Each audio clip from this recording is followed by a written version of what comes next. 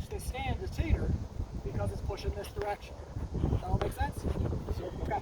So I'm still loaded to the right. I just spun it. I didn't actually have to move the stand. I could have just twisted it.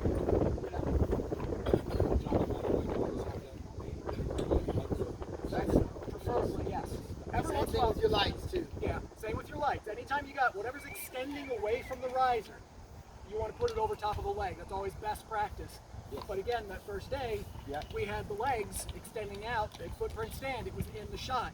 So we did that. We actually put it between the two. We dropped weight on the other side, and somebody stood by it. Yeah. Same thing with your light stands. We want to make sure those light stands are parallel to the ground, right? Same stuff. We don't like a lot of assistants like put it up like this, or they don't put it all the way like that. Okay, make sure those things are flat, parallel to the ground right there. That's going to be their strongest point. And then last thing, when you're loading weight onto these things, there's certain reasons, like we just discussed, why you might weight one leg or another.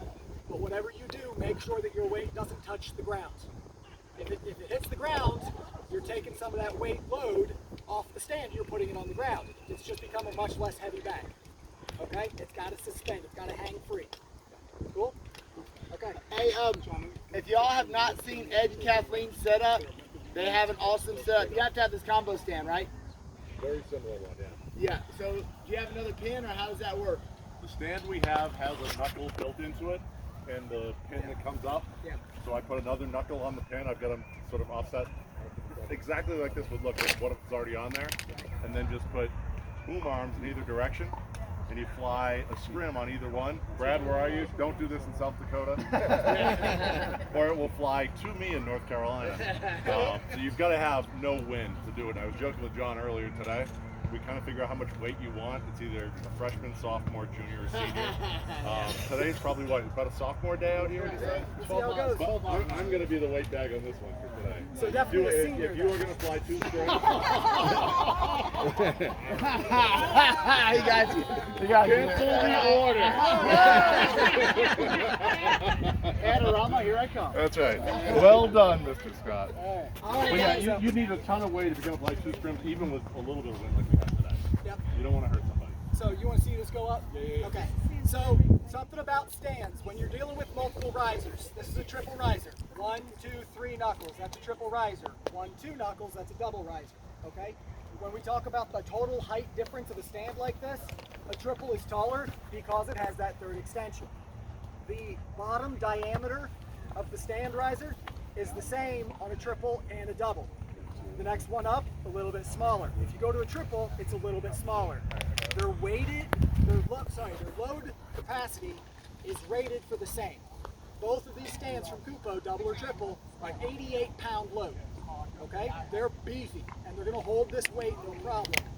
But the higher up we go, the more we get up into wind zones. You got to keep that stuff in mind. So when I raise this up, I'm never in the habit of putting all of my extension on one riser. That's the weakest way to run this stand. If this pipe is inside of this pipe more, it's stronger. So I'm going to try to split this height somewhat equidistant from all of these. Okay? The only exception to that is if I want a way to quickly spin this for any reason, I'm going to leave one alone. So now I can loosen that knob. I don't have to worry about it dropping at all, and I can rotate this if I need to just a little bit. I've got a low point where I can spin something. All right? Rather than moving a whole stand like I did 5 minutes ago. Smart. Okay? So there you go. Now you're kind of split, and that should give you roughly the height that you're going to need for scrimming, right? Questions? Normally, absolutely. Excuse me. You do. Absolutely. Even with something like that, it doesn't weigh much, but I want to put a little bit of weight on the other side. And the way you can look at this, because I'm going to extend this farther out. The farther away from the riser it goes, the more weight it has. That's the math of it, right? So even though it doesn't weigh a lot, wind's going to catch that sheer force. It's going to take on mass because of the wind. So I do want to counterweight this. Normally, if you put a light up there, you're going to start to see this stand flex a little bit one way, and you're going to know that you have to counterweight. If you see that stand going a little bit, you don't have enough weight on this side. Does that make sense? Okay. And last thing, when you're balancing the load, the first thing I do, I'll get my weight on one side and this side, And I'll loosen this just a little bit, and that should, even with this loose, pretty well balance out.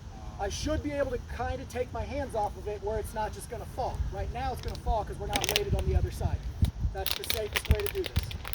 All right. If you're setting this up and you don't need it right away, but you think you might need it, you're going to set it up in advance. Drop it down. Now it's not going anywhere. Okay. Cool.